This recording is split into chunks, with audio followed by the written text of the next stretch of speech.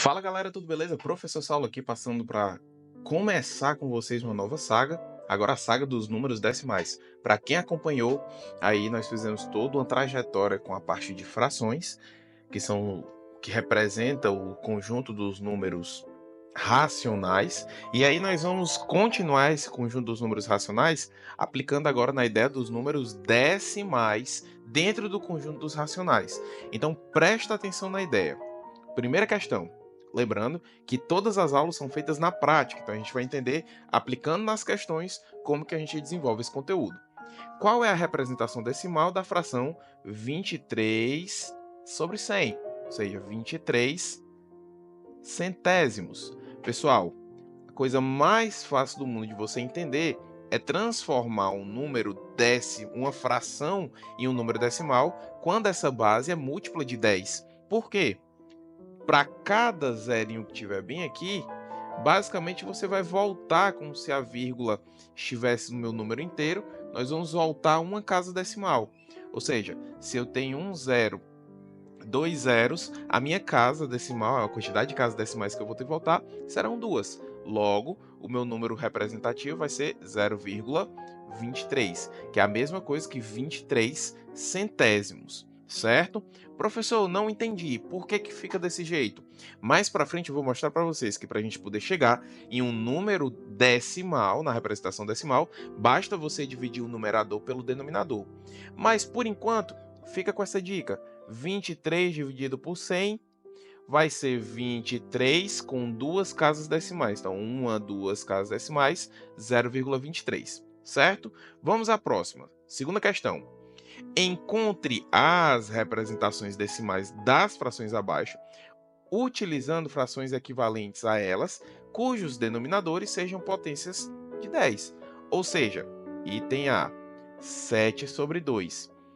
Para eu transformar esse número no número decimal, eu preciso transformar o meu denominador em um número que seja uma potência de 10, ou seja, seja um múltiplo de 10, ou o próprio 10, né? Como é que eu faço isso? Você vai raciocinar. Que número multiplica 2 que chega em um múltiplo de 10? 5. Por quê? Porque 2 vezes 5 vale 10. E aí, lembrando da ideia das frações equivalentes, se você multiplicou por um número embaixo, esse número tem que multiplicar também o nosso denominador. 7 vezes 5, 35. Aplicando a regra que a gente acabou de aprender, um zero volta uma casa, 3,5. Item B, 3 quartos. 3 quartos para transformar em 10, o 4 para transformar em 10, eu não posso multiplicar por nenhum número inteiro. Então a gente vai pensar no 100, que é o próximo. Que número multiplica 4 que vai dar 100? Pessoal, 25. Porque 25 vezes 4 dá exatamente 100. E da mesma forma, o número que eu multiplico no denominador, eu tenho que multiplicar pelo numerador.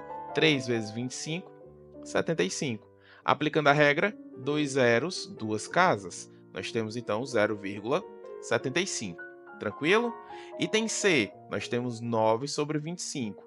Olha, e complementando a questão anterior, se 4 vezes 25 é 100, então 25 vezes quanto? Vai dar 100, claro que é vezes 4. 25 vezes 4 dá 100. E o número de cima, 9 vezes 4, vai dar exatamente 36. Aplicando nossa regra, cortei dois zeros, voltei duas casas. Nosso número é 0,36. Letra D, nossa última, 13 sobre 125. Qual número vai multiplicar 125 para a gente chegar em 100? Pessoal, existe um número, só que esse número ele é decimal e eu quero multiplicar por um número inteiro. Então, qual é o número que eu vou multiplicar o 125 para poder chegar num valor múltiplo de 10? Ou seja, se o 10 não deu, se o 100 não vai dar, o próximo é o 1000. Então, se nós pegarmos o 125 e multiplicarmos por 8, nós vamos obter justamente 1000. E do mesmo jeito, o número que multiplica em cima é o mesmo número que multiplica embaixo. Então, vezes 8, nós vamos ter 104. Aplicando a regra, são 3 zeros, são 3 casas. Uma, duas, 3. Então, nós vamos ter 0,104, ou seja, 104 milésimos, tá? Vamos aprender a dar um nome a cada uma dessas frações aqui, desses números decimais. Nós vamos ter 3 inteiros e 5 décimos. Nós vamos ter aqui 75 centésimos. Aqui nós temos 36 centésimos e aqui nós vamos ter 104 milésimos. Tranquilo, galerinha? Dúvida alguma? Tá de boa? Pois vamos dar continuidade aqui no na nossa resolução. Olha aí. Terceira questão. Qual é o primeiro algarismo não nulo após a vírgula na representação decimal do número 1/5 elevado a 12? Ou seja, o número é esse. 1/5 elevado a 12. Eita, professor, que negócio difícil é esse? Cara, mantenha calma. Essa questãozinha a gente pegou da OBM, tá? Da Olimpíada Brasileira de Matemática. Então, olha o detalhe. Eu preciso que o meu denominador seja uma base 10. E a gente sabe que o número que vai multiplicar o 5 para chegar em 10 é 2. Então, você vai multiplicar por 2 em cima, você vai multiplicar por 2 embaixo. Só que o detalhe é, eu tenho 5 elevado a 12.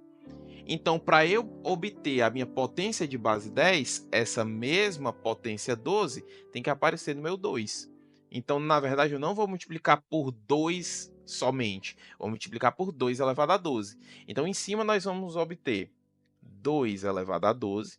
E embaixo nós vamos ter 5 elevado a 12 vezes 2 elevado a 12. E aí, professor, o que eu faço, galerinha? Eu quero que vocês recordem as propriedades da potência. Quando nós temos duas bases diferentes, mas elas apresentam a mesma potência, eu posso representar elas da seguinte forma. Professor, ficou feia essa fração? Concordo. Vamos lá. Ó. Representar da seguinte forma. Ó.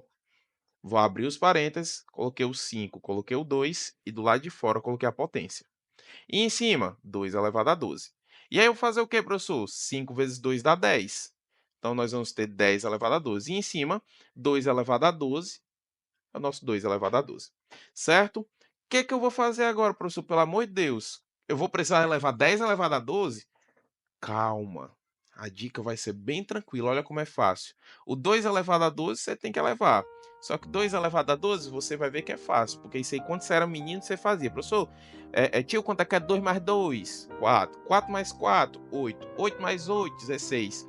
Isso que você estava fazendo do somar, nada mais é do que a potência. Porque toda vida que você soma o mesmo número na base 2, você vai estar multiplicando ele por 2. Então, o que é 2 elevado a 12? É 2 vezes 2 vezes 2 vezes 2 vezes 2, 12 vezes. Do mesmo jeito, a gente vai ter o 10 elevado a 12 aqui multiplicado 12 vezes, só que eu não vou desenvolver, que é para manter a nossa regrinha, tá? Professor, quanto é que é 2 elevado a 12? Eu já sei decorado que 2 elevado a 10 é 1024. Então, eu preciso multiplicar 1024 vezes 2, depois vezes 2. Vai dar 4096.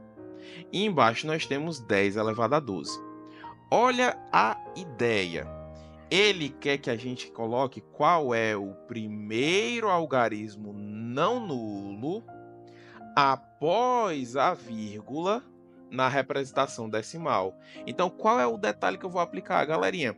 Se eu vou ter que voltar aqui várias casas decimais, porque 10 vezes 10 vezes 10 vai dar um número muito grande, né? Eu vou ter que voltar várias casas decimais, mais precisamente 12 casas.